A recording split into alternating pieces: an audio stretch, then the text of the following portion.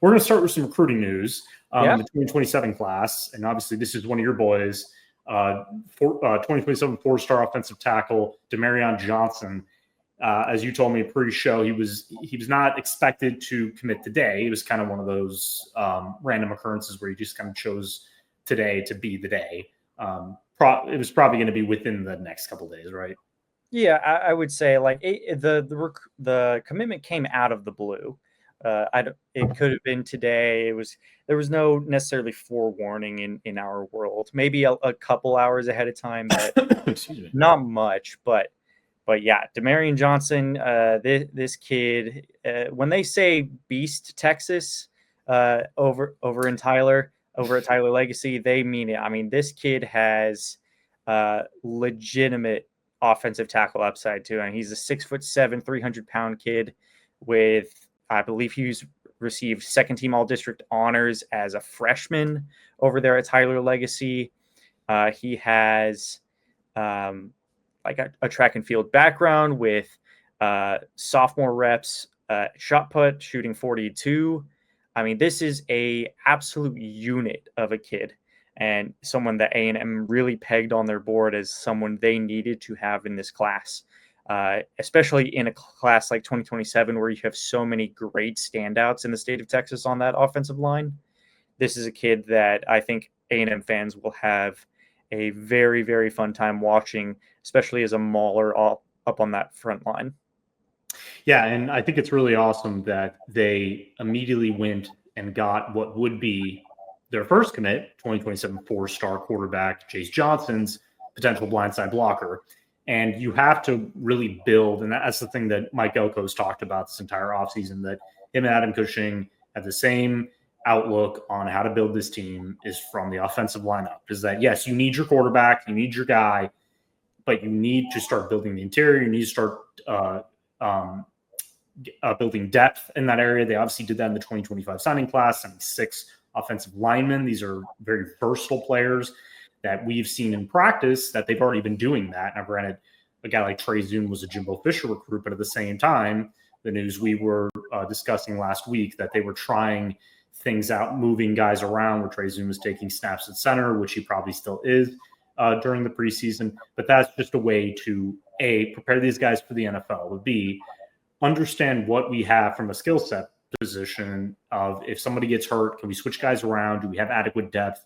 We know that one of their 2025 signees, Lamont Rogers, one of the best offensive linemen in the country, maybe the best, is another versatile guy who can play tackle, but because of his size, he can also shift inside and probably be a dominant guard, kind of like we saw with Chase Basantis, who's now the starting left guard, who started his career right tackle, started a little bit, picked it up, but at the same time, we saw, look, these type of athletes can play anywhere. I mean, and it was the same with Demetrius Crownover.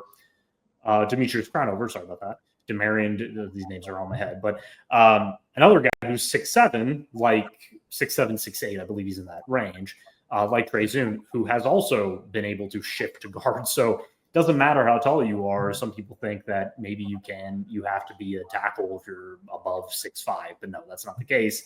With Demarion Johnson, watching his film, like you said, this kid is a mauler. This is one of the best run blockers. He's already tearing through defenders. He's I think 6'7" as well. I've seen some 6'5". Yeah, he's 6'7". I believe that is verified.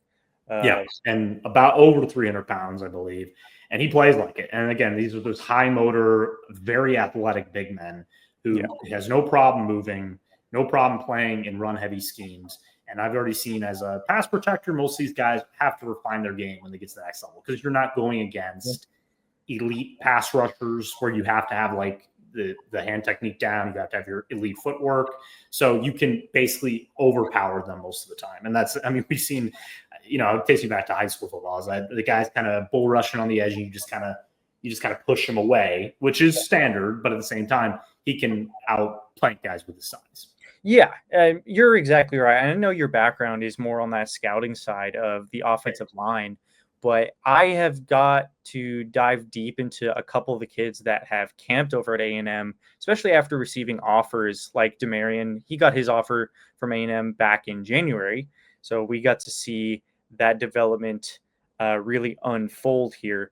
So I've watched his film, and I really do think he's a better pass blocker in high school than a run blocker as of right now, which is pretty rare to see amongst high school kids, especially at this age as well. I know you can probably agree with that. You see a lot of schemes in high school kind of catered towards more of the run settings, especially, zone and gap runs. But this kid is honestly probably one of the higher upside pass blockers, especially in the state of Texas. So Yeah. I really, really do like this pickup that Adam Cushing and the entire staff, including Mike Elko, kind of zeroed in on and said, we want this kid as that blindside protector for Jace Johnson, a little Johnson to Johnson connection that we do have. Yeah. I was writing it when I was writing the update for Aggies Wire. I was having them. I was like, should I write Johnson? People have already done this already, but a little family connection. No, not no. But John, very common last name. But no, it's again, this is the way that I would build a team. This is the way that a lot of people would build a team, and this is the way that, again, putting his money where his mouth is. Mike Elko's been saying all offseason, this is the way I want to build this program. So just be patient. Hopefully the wins are coming, but it's going to start here. And, throughout the entire offseason, we've been, again, what are we talking about? We're talking about the Texas A&M offensive line and the deep running back room.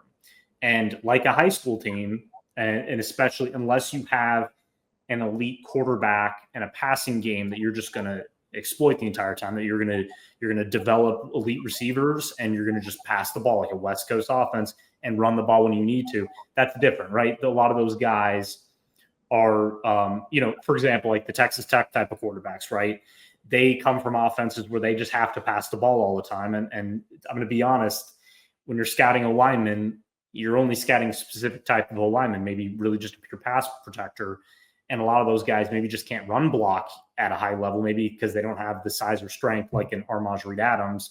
So that's the thing about schemes, that when you're recruiting, that's why, like you said, Elko and his staff are really focusing on the area, especially the DFW area, where a lot of these teams are just developing these maulers, these big guys who are versatile, who are asked to do a lot more that they're going to be asked to do at the next level. So they're already prepared to take on that workload. So it is, again, this is just the start. And I know you have a little more recruiting knowledge and insight than I do. And that's the great thing about this industry, that we have insiders like Cannon and others. But I know that, going back, and I said this in one of my articles today, that we look back at last year, that this is kind of the start of the 2026 class with, I got to think back, 4-star edge Jordan Carter committing, obviously Aaron Gregory, one of their biggest commits. These guys committed back in November, I believe, after, I think it was the LSU win.